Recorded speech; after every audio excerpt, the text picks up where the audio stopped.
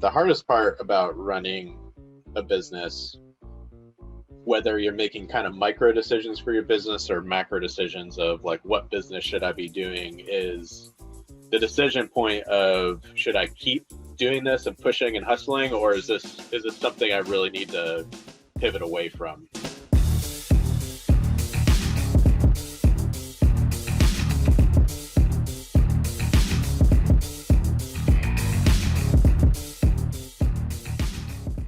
Hi, I'm Terrell Turner, the host of the Business Talk Library, and today I have a business owner on that is building a business in a space that you usually don't hear a lot of people talking about building a business. So I definitely want to jump into the story with Evan Kline. So welcome to the show, Evan.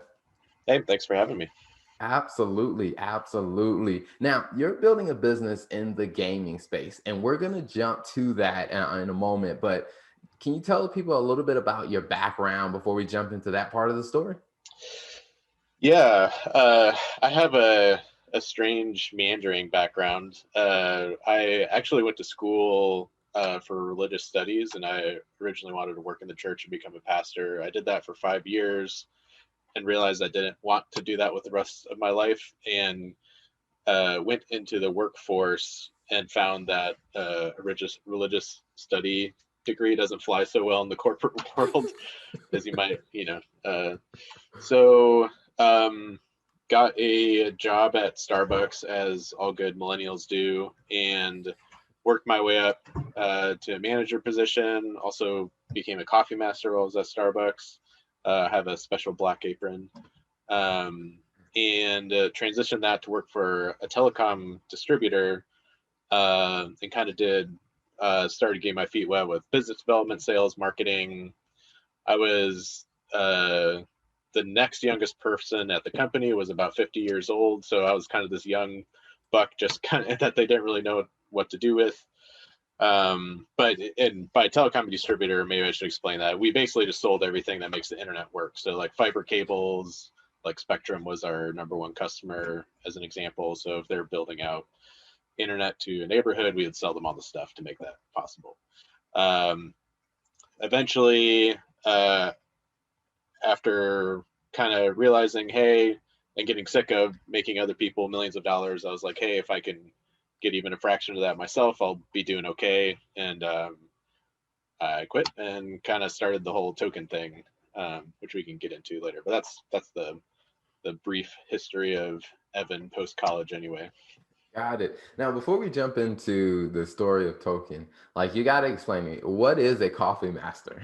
It's there's you basically go through a course and learn how to identify coffees from different regions based on tasting profiles, and how to do more esoteric coffee drinking things like cupping coffee, which is basically you're literally just pouring hot water into a cup of beans and then like uh, drinking it straight from that. There's it's just a really pretentious way to drink coffee, and you kind of learn how to do that. But it was cool. Like, got to learn, what actually makes different region coffee grown in different regions, what makes it different. And had to give a presentation to the regional manager of the Southeast and prove to her that I knew how to taste coffee and could show that to other people.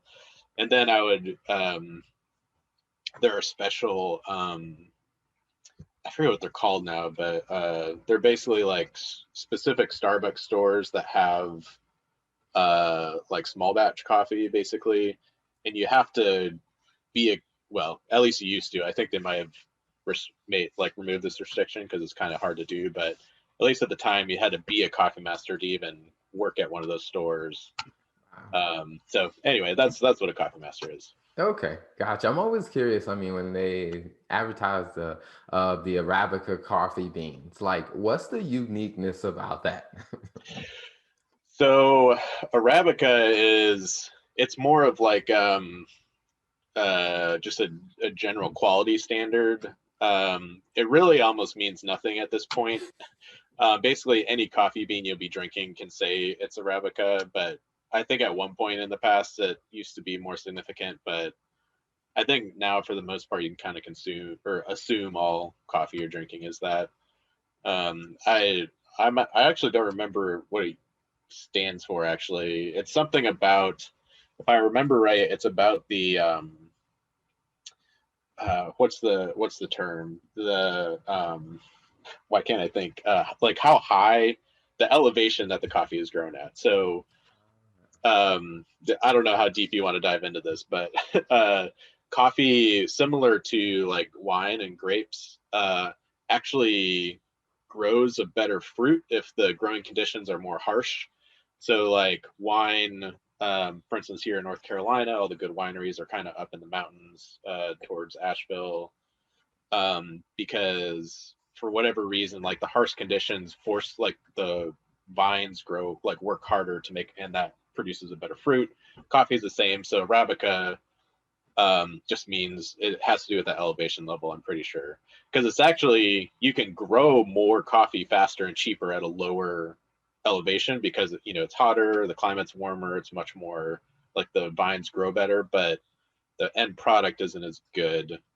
So Gotcha. um, someone can fact check me on that. Maybe they can comment if I'm wrong, but if my memory serves, that's what it stands for.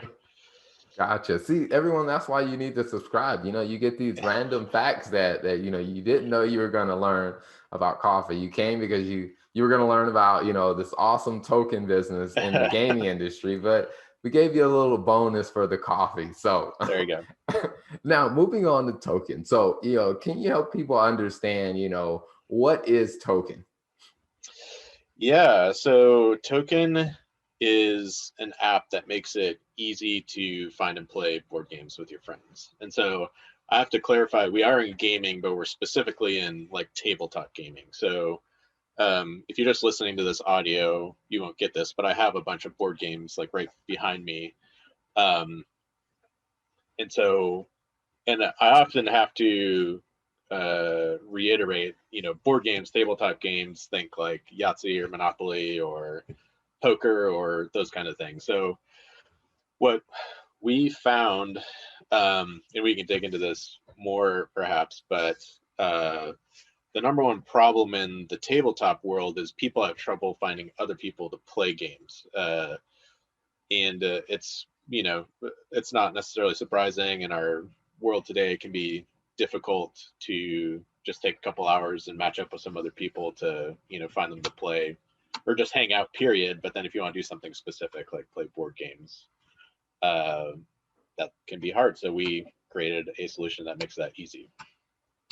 Nice. I love it. It's one of those things that some people may not realize, like how big board gaming is and like how interested in. I learned that a little bit more because there's actually a business down the street from where I live in Pineville, North Carolina, where every time I would drive by, I would see people in there playing board games. So where I'm just like, man, they seem to get pretty consistent, customer traffic there because I'm like, this is something people are really interested in. Now, were you surprised when you started, diving into this industry or looking at it, like how interested people still are?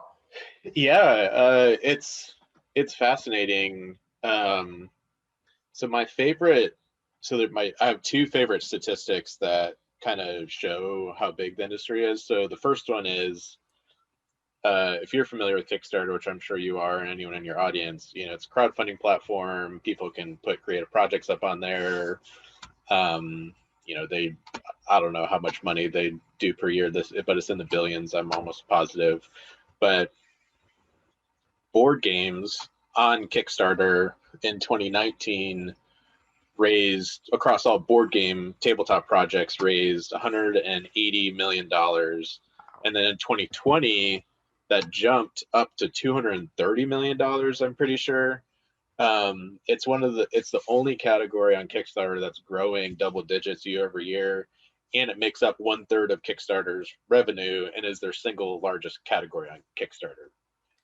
So just to frame, and that's like, the early adopters, the bleeding edge of the market, these people who are bringing new products to life. My other favorite thing, just as like a thermometer for the industry, if you will, is the Reddit thread r/board games is growing by about 200,000 new subscribers a month. Um, so this time last year it was about 2 million, and now it's up to like 3.4 million. Like, so just people who want to talk about board games. So those are just a couple things you can look at about how many people are interested, how fast the hobby's growing. But yeah, I mean, it's super exciting. If like I'll just say, if the only board games you or like any of your listeners are familiar with are like Monopoly or Scrabble or Risk or whatever, there a lot of development has happened over the past almost 100 years at this point. Monopoly came out like in the 40s or 30s even, maybe. There's a lot of great games out there that are a lot more fun than Monopoly. And that's one of the things that we saw that was a problem, is there's not an easy on ramp into the industry. So like, if you want to figure out what a good board game that you would like to find is, there's not a clear spot for you to go other than just typing into Google like, what are cool board games, so that's why when what Tokyn is to discover and play board games, we just make that whole process easy, where you can go on the platform, we help you find a game that you'll be interested in. Think of like Netflix recommendations or Spotify weekly playlists that they give to you, where it's tailored recommendations for you, and then we help you find people to actually play the games that you'll enjoy. Nice, nice. I think that's a very unique approach, because it sounds like you guys are combining like two things, with like people getting introduced to things, and then also finding a community to enjoy it with. Yeah, and I don't think it's actually that novel of an idea, because like, again, Spotify does that for the music industry. Netflix, Hulu, now Disney Plus does that for the movie TV industry. You can think of like Audible does that for the audiobook industry, but there just wasn't anyone really doing that for the board game industry, and we felt that there was a room for that kind of platform in the space, and a need for it, where not only could we help you find content, but we can help you enjoy it as well. Board games are just unique because, unlike movies or music or even most video games, you need other people to play board games. It's kind of like an essential part of the entertainment, and so that's why that's kind of core to the platform, is just helping you find other people to play. Gotcha. Nice. So right now on the platform, about how many different games do you guys have on there? Well, I'll caveat this whole conversation with, we're currently not live on any of the app stores because of the current pandemic situation. We didn't want to encourage people to be meeting up, Gotcha. and so set that aside. We're relaunching this year, but so stay tuned. Stay on the lookout if this is interesting to you. But so that's the caveat. But to answer the question, any game that ever existed ever. So because it's just a database where we're either showing you new games, or you're indicating to people around you want to play this game, but we have an exhaustive database of any game that's ever been published. Gotcha. Awesome. Awesome. Now, one of the things that, was interesting to me is, when we connected, because, I saw that you were joining Pitch Breakfast, which is, a great opportunity to, pitch your business to, or I guess to practice your pitch to other people that are, in the industry, investing in different businesses, investing in startups. And, what was that experience like, of pitching your business, and what are some of the things you learned there? It was a good experience. I mean, that's a sharp group of people. I got a lot of good feedback, and I kind of wish I could have participated when it was an in-person event. I think that would have been more robust. I don't know if you had been a part of it in the in-person portion, because I know they're doing, obviously because of the pandemic, they're doing online stuff at the moment. But it was good. That wasn't my first time pitching. I mean, we brought Tokyn through a startup accelerator, and now we're in a startup incubator, which is effectively like cheap co-working space with access to mentors and things like that. And part of that is, I'm just pitching like a couple times a month and have been for the past 2 years. So that part of it wasn't necessarily unique, but there was some good people, because they have moderators who kind of lead the charge in terms of questions, and they were, yeah, I thought I got some good feedback. And then afterwards, they had breakout rooms and had some good conversations with folks. Awesome, nice. So, one of the things that a lot of people may be interested in is, I know you guys, you're going to do a relaunch because you didn't want to encourage people to gather with, everything going on with COVID. But when you do the relaunch, like, what should people look for? Like, how will they be able to find you, and how can they find you online to see, what's going on with Tokyn? Yeah, the main way is, you can go to our website and put in your email, tokyngames.com, and Tokyn is spelled Tokyn, because all startups use cool alternate spellings. So tokyngames.com is a great place. We're on all the socials. Well, we're not on TikTok. We haven't gone into that world yet, but we're on Instagram, Twitter, Facebook.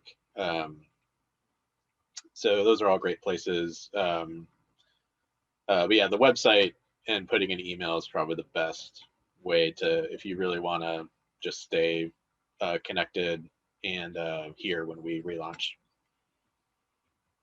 Awesome. That is great. Now, before we wrap up, one question I always like to ask every guest that comes on. I mean, like, when you think about, your journey so far, I mean, with jumping into, like I said, a board game space, which you don't really hear about a lot of people making, creating new businesses in that space. And you think about just kind of the journey you've been on, what's 2 lessons you've kind of learned that you would share with other small business owners?